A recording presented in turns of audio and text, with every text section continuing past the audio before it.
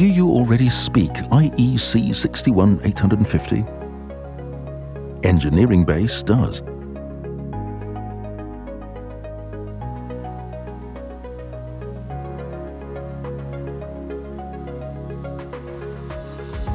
The single-line diagram in which the devices of primary engineering are determined is created directly in Engineering Base.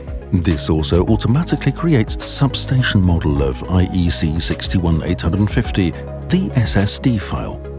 Secondary engineers then start with a detailed planning. The control engineers start seamlessly with the modeling of abstract functional nodes. This creates the IID files for the intelligent electronic devices. The network plan can also be created and saved directly in Engineering Base.